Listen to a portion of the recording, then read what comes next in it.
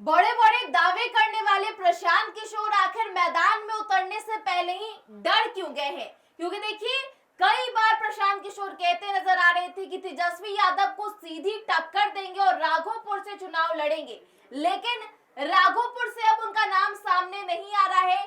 किसी और की चुनाव लड़ने की चर्चा है और ऐसे में चंचल सिंह को लेकर के खबरें चल रही है कि अब राघोपुर से वो चुनाव लड़ते नजर आएंगे। तो क्या प्रशांत किशोर बिहार चुनाव में उतरने से पहले ही कांप गए हैं? इस बात को लेकर हम चर्चा करेंगे और चर्चा के लिए मैं बुलाना चाहूंगी नेहा चौधरी को, हमारी सहयोगी है और राघोपुर में ग्राउंड रिपोर्टिंग की थी और राघोपुर का मिजाज को इन्होंने समझा था। तो सीधे सवाल आपसे नेहा कि क्या प्रशांत किशोर चुनाव भी मैदान में उतरने से पहले ही डर गए हैं क्या?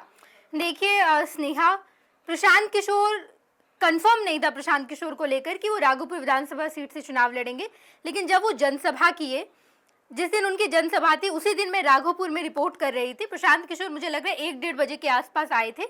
मैं सुबह 10 बजे राघोपुर गई और मैंने राघोपुर एंटर करने के साथ ही रिपोर्टिंग करनी शुरू कर दी।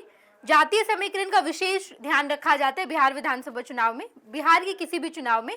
तो मैंने हर जाति की रिपोर्टिंग की, यादव, जितने दलित थे उनकी रिपोर्टिंग की, जितने पिछड़े थे उनकी रिपोर्टिंग की, सवर्ण जाति की रिपोर्टिंग की। और मुझे जो समझ में आया है, राघोपुर में अगर आप जातीय समीकरण पर जाएंगे तो यादव की संख्या वहां पर अधिक है और बाकी पासवान, हरिजन थोड़े बहुत हैं।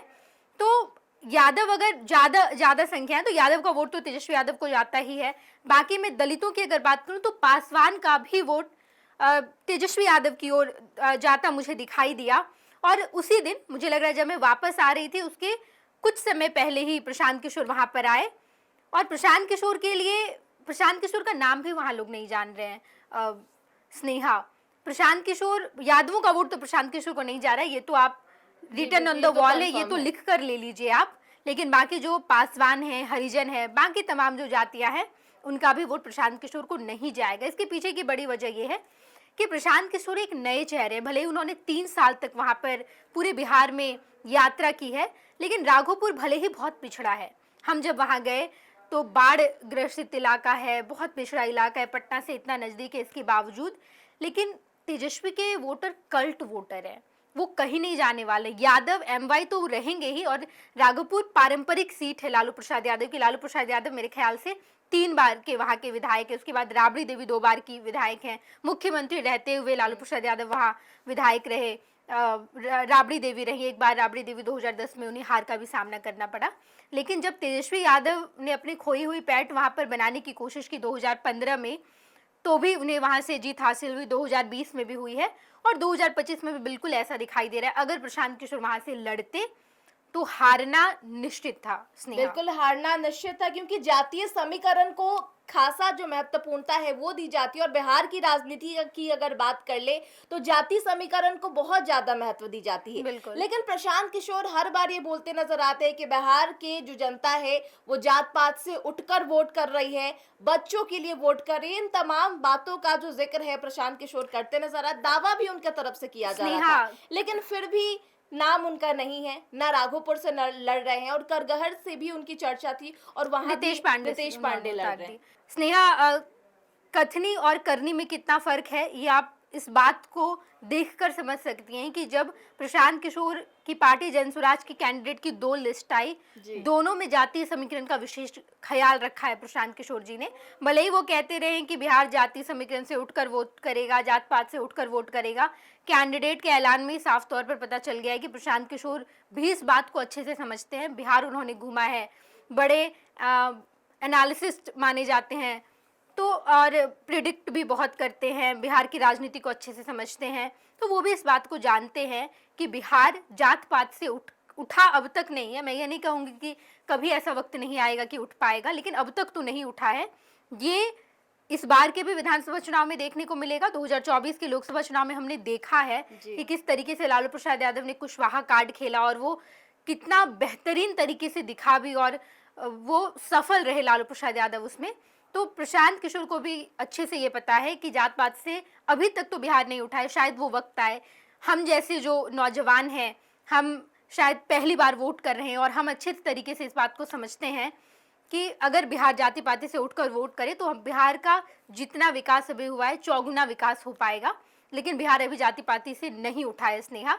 और प्रशांत किशोर को लेकर मैं फिर वही कहूँगी, राघोपुर विधानसभा सीट अगर उन्होंने चुना था तो भले ही वो कैमरे पर बहुत बार कहें कि लड़ना चाहिए, बाकियों को भी चुनाव, मैं भी चुनाव लड़ूंगा, मैं खुली चुनौती देता हूं, लेकिन कुछ नहीं होने जाने वाला है। प्रशांत किशोर समझ गए, यही वजह है कि चंचल सिंह को उन्होंने चुनावी मैदान में उतारा है। लेकिन ये भी तो कहते हैं ना कि मैं या तो अर्श पे रहूंगा या तो फर्श पे रहूंगा, कई बार उनके तरफ से स्टेटमेंट दिया गया है। तो आप फर्श पे ही रहते, लेकिन आप एक बार चुनावी मैदान में आते तो, एक बार संघर्ष करते तो, लेकिन आपने पहले ही पीछे हो गए। आप क्या वजह रही? एक बार तो आते तो, क्योंकि आपका स्टेटमेंट वो था कि अर्श पर रहेंगे या फिर फर्श पर रहेंगे, लेकिन सीधे तौर पर आप पीछे आ गए हैं। देखिए स्नेहा, प्रशांत किशोर चुनाव लड़े या ना लड़ें, लेकिन दो लोगों को उन्होंने चुनावी मैदान में उतार दिया है। एमएलसी बिहार सरकार में मंत्री में स्वास्थ्य मंत्री एमएलसी हैं अभी वो मंगल पांडे, लेकिन वो सिवान विधानसभा सीट से चुनाव लड़ रहे हैं। तारापुर विधानसभा सीट से सम्राट चौधरी चुनाव लड़ रहे हैं। पिछले कई सालों से उन्होंने चुनाव नहीं लड़ा, वो एमएलसी ही रहे हैं, अभी भी एमएलसी हैं, उप मुख्यमंत्री हैं बिहार के, लेकिन वो चुनावी मैदान में आगे विधानसभा चुनाव लड़ेंगे। तेजस्वी यादव की बात करें तो वो भी चुनाव लड़ेंगे, हर बार लड़ा है उन्होंने, इस बार भी वो लड़ेंगे, पिछले 2 बार से लड़ रहे हैं। प्रशांत किशोर जनसुराज का एकमात्र बड़ा चेहरा है, आप इस बात को समझिए।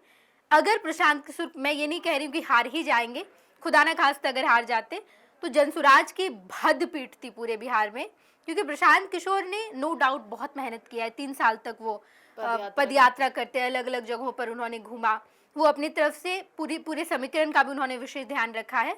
बट आई फील ये सही समय नहीं है कि प्रशांत किशोर अपनी सरकार बना पाएंगे, अर्श पर चले जाएंगे। मुझे ऐसा लगता है कि फर्श पर ही वो रहेंगे इस बार। अच्छा, कुछ नुकसान होगा क्या जनसुराज को, उनको चुनाव नहीं लड़ने को लेकर? क्या कुछ नुकसान होगा? जो जनसुराज के कार्यकर्ता है उनमें क्या कुछ ये मायूसियत देखने को मिलेगी अगर नहीं प्रशांत किशोर चुनाव लड़ते हैं तो? स्नेहा, ऐसा देखकर आप बाकी तमाम पार्टियों को देखिए ना, नीतीश कुमार कहाँ चुनाव लड़ते हैं, लेकिन उनकी पार्टी लड़ रही है ना, उनके पार्टी के कैंडिडेट्स लड़ रहे हैं ना, कोई बहुत ज़्यादा फर्क नहीं पड़ता है, चुनाव प्रचार में हो जाते हैं। प्रशांत किशोर की खासियत है उनका कैलकुलेशन, वो जो कहते हैं वो इम्पैक्टफुल होता है।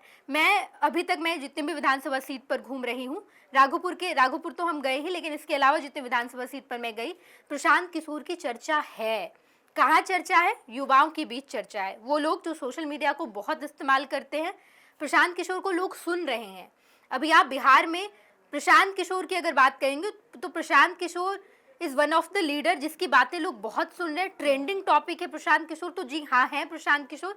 ग्राउंड पर प्रशांत किशोर की बात नहीं होती है, जो पढ़े लिखे सोशल मीडिया पे बहुत होती है।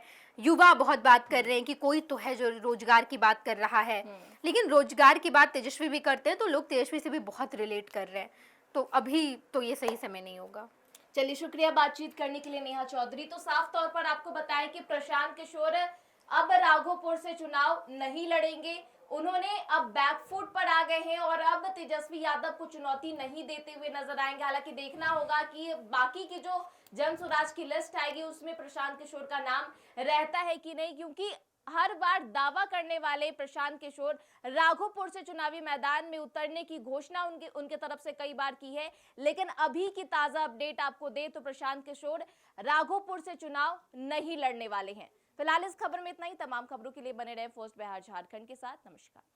घुटने का दर्द जिंदगी रोक देता है, लेकिन जीवन दान हेल्थ पटना में doctor Ashwini Gaurav, head of orthopaedic and joint replacement, हजारों मरीजों को फिर से चलने की ताकत दे चुके हैं। ये बदलाव सिर्फ सर्जरी से नहीं आते, ये भरोसे, सही देखभाल और सही समय पर लिए गए फैसलों से आते हैं। 24/7 emergency, ultra modern OT, 3D cath lab, MRI, CT scan, सब एक ही छत के नीचे। जीवन दान हेल्थ, जहाँ कदम फिर से बढ़ते हैं।